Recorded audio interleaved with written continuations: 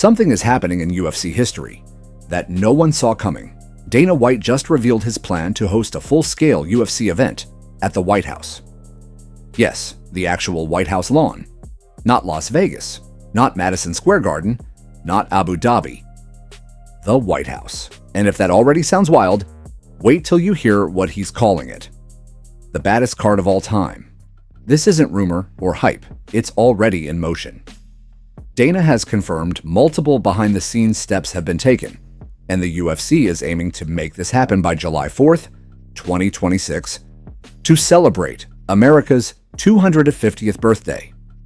He's even walked the grounds with Ivanka Trump to scout the location. This isn't just a political stunt or a symbolic show. This would be the first time in UFC history, and possibly combat sports history, that a full fight card takes place on federal property. Think about what that means. Fighters walking out under the shadow of the White House, the national flag waving above the Octagon, VIPs, global attention, zero ticket sales to the public, and background checks just to attend. The moment Dana dropped this information, fans thought it was just promotional noise, but now, actual planning documents are reportedly in progress, and multiple fighters, big names, are pushing to get on that card. One name already buzzing, Jon Jones. Dana White has gone on record saying his dream main event for this White House card is Jon Jones versus Tom Aspinall. That's not a gimmick match. That's a real potential clash between the greatest heavyweight of the modern era and one of the most dangerous rising stars in the division. Jon Jones was previously sidelined, injured, and reportedly eyeing retirement. But now, Dana says Jones is back in the UFC's testing pool, preparing for a comeback, and the idea of headlining in front of the White House is what might be pulling him back in. It's not just a comeback story. It's the setup for a legacy moment, the kind you only get once. Tom Aspinall hasn't officially responded, but the noise around the matchup is growing fast. UFC insiders are already floating timelines, with July 2026 giving both fighters plenty of room for build-up and hype. Dana is calling this his dream card, not just because of the fighters, but because of the location. He knows this is one of those moments that will live in combat sports forever. Not because of belts or pay-per-view buys, but because of the stage itself. The White House backdrop, the symbolism, and the fact that the UFC, a sport once banned in states across the US, is now planning to punch its way into the most secure lawn in the country. And of course, you can't talk about massive fight spectacles without bringing up Conor McGregor. Dana White didn't confirm McGregor would be on the card, but when asked, he didn't shoot it down either. And McGregor, he's already dropped his usual subtle hints, tweets, cryptic Instagram posts, teasing the Oval Office, suggesting he's not done with the UFC yet. He even said recently he's headed back to the White House, implying this might be more than a guest appearance. If McGregor steps into the cage during this event, whether it's for a real fight or even just as a corner man, you already know it changes the entire energy of the card. And here's the other layer that makes this moment bigger than it seems: Donald Trump. The former president has been a longtime ally of Dana White and a UFC supporter for years. He's attended multiple fights cage-side. The connection is personal. Dana supported Trump openly during both election cycles, and now Trump appears to be returning the favor, reportedly greenlighting the idea of the UFC event happening during America 250, the nationwide celebration of the country's founding. While it hasn't been formally announced through government channels, Dana says the internal meetings have already started. He and Ivanka walked the South Lawn.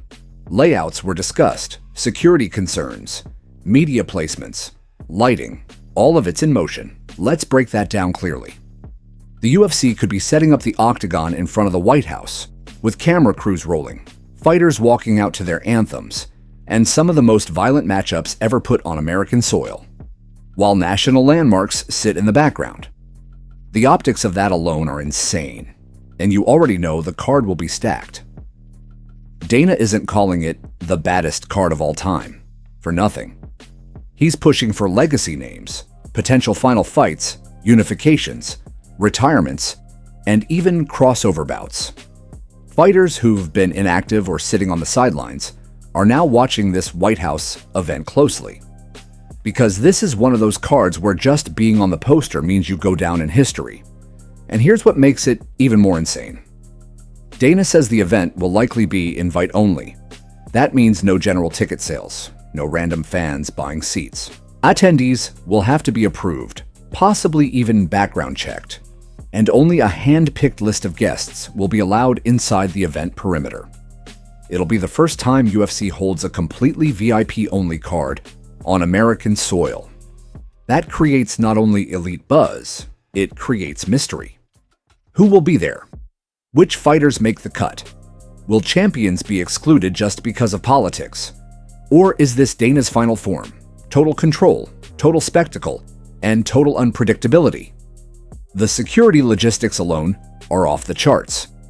You're not just talking about crowd control.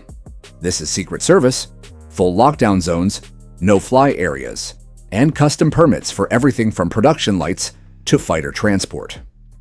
The entire UFC production team will have to adapt, cameras, audio, logistics, all under government restrictions. But Dana doesn't seem worried. If anything, he's excited. He said he wants to blow up the world's idea of what a fight card can be. And if that means getting approval to run an MMA cage on federal grass, he's going for it. Fighter managers are also now in full contact mode. Reports say agents are aggressively pitching their clients, hoping to land a slot on the White House card even if it's not for a belt. This card isn't about titles. It's about presence, eyes, legacy. There are whispers that Nate Diaz's camp has asked for a conversation. Some rumors even suggest that Colby Covington, with his public Trump support and political persona, is trying to get a co-main slot, possibly against another pro-MAGA fighter, just for the optics. Whether that's confirmed or not, it shows how wild the matchmaking could get for this one. Because when the venue is the White House, every narrative matters. The UFC has never done a card like this, not in terms of location, not in terms of scale, not in terms of raw political weight, and certainly not in terms of global attention. Dana knows that. He's not planning this for ratings. He's planning it for the history books, for the documentaries, for the 25th and 50th anniversaries that'll look back and say, "Remember when the UFC fought at the White House?" And here's the kicker. This could be the start of something even bigger. If Dana pulls this off, if the Octagon really does go up on the South Lawn, it opens the door to UFC being seen not just as a sport, but as an American cultural export. Combat sports becoming a diplomatic statement, fighters turning into global icons. Dana isn't just planning a card, he's staging a message. And that message is loud. We've arrived. Now that Dana's plan is public, fighters are already scrambling. Managers are making calls. PR teams are spinning angles, and everyone wants one thing: a slot on the White House card. Not for money. Not even for a belt. For legacy. Being part of the first UFC event on the White House lawn makes you immortal in fight history. At the center is Jon Jones. Dana confirmed Jones is back in the USADA testing pool. If Jones headlines this card, it won't be just another fight. It'll be a career-defining moment. And if Tom Aspinall is across the cage from him, it becomes a passing of the torch, or a denial of it. Either way, it's the kind of matchup that can only happen once, and only on a stage like this. Meanwhile, McGregor is teasing, not committed, not confirmed, but clearly circling the moment. Dana didn't mention him directly, but didn't shut it down either.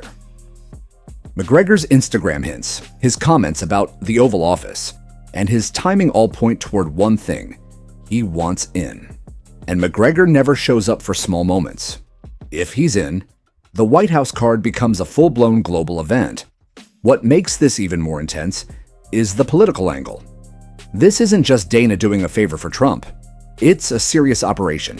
meetings with Ivanka, site scouting, coordinating with federal security, and media. Dana has been building this relationship for years, and now it's turning into the UFC's most insane venue play ever. Fighters know this is bigger than a title. It's exposure, history. Even names like Nate Diaz, Colby Covington, and Khamzat Chimaev are being floated. Because anyone on that card becomes part of something the UFC's never done before, and might never do again. And here's what fans need to understand. You're not getting tickets. There's no public sale, no arenas, no crowd chants. Just a hand-picked guest list, Secret Service, and the White House as the backdrop. The production will be elite. The security will be airtight. And the card? Dana's calling it the baddest of all time. This isn't just a fight night. It's a message that the UFC made it fully mainstream, fully historic, and fully untouchable. If Dana pulls it off, combat sports will never be the same again.